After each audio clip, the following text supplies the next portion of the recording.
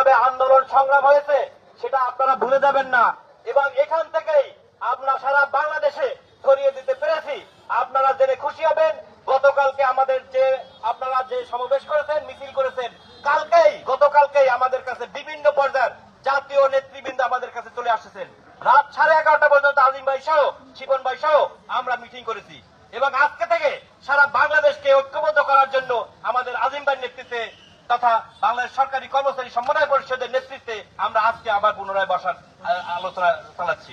এবং আমরা আপনারা আরো জানে খুশি হবেন যে মন্ত্রণালয়ের যে গ্রুপটা বড় রকমের প্রতিবাদ করছেন, মিছিল করছেন, তাদের যে সভাপতি বদিউল কবির ভাই, তিনিও আজিম ভাইয়ের সাথে কালকে আমাদের সাথে মিটিং করে গেছেন। আশা করি আমরা বড় রকম একটা প্রয়োজনে আমরা একটা বড় রকম একটা ভূমিকা রাখতে পারবো। তাই আমি বলতে চাই যে ঢাকা মেডিকেল কলেজ হাসপাতাল যে ভূমিকা রেখেছেন, পূর্বের যে নেতারা যে ভূমিকা রাখছেন, আমরা তার ধারাবাহিকতা রক্ষা করতে চাই। এবং আমরা আবারও পুনরায় আমরা ঘোষণা দিতে চাই যে আমরা সকল পর্যায়ের কর্মকর্তা কর্মচারীদের এখানে যেন আমাদের এই মিটিং এ অংশগ্রহণ করে আমাদের সফলতা কামনা করে। এবং আমরা একটা লক্ষ্য করেছি, আমরা নার্স কর্মকর্তাদের সাথে আমরা মিটিং করেছিলাম আমরা সমন্বয় পরিষদ বা চতুর্থ সমিতি অফিসে, কিন্তু লক্ষ্য করা গেছে নার্স ভন্ডা বা কর্মকর্তারা আসছেন না। হন্ডায় কিন্তু একদিন আমাদের ঘরেই পাড়া দিয়ে কিন্তু সেকেন্ড ক্লাস হয়েছে, আপনারা জানেন অবশ্যই।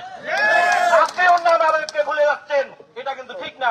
এক সময় ঢাকা মেডিকেল কলেজ হাসপাতাল তৃতীয় চতুর্থ এবং নার্সিং সম্মিলিত একটা জোট ছিল, সেটা কিন্তু ওনারা এখন ভুলে যাচ্ছেন। এটার ফলাফল খুব একটা ভালো হবে না।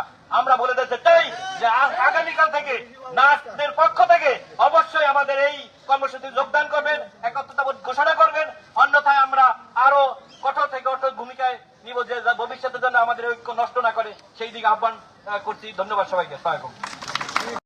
শুধু বিভিন্ন প্রতিষ্ঠানে মিছিল মিটিং করে আসছি, আমরা আপনাকে বলে দিতে চাই, ডিসেম্বরের ভিতরে যদি আমাদের দাবি না মেনে নেন, তাহলে জানুয়ারির 1 তারিখ থেকে আমরা কঠোর আন্দোলন দেব, এবং আমাদের যমুনার দিকে যাওয়ার জন্য বাধ্য করবেন না। আমরা যদি যমুনার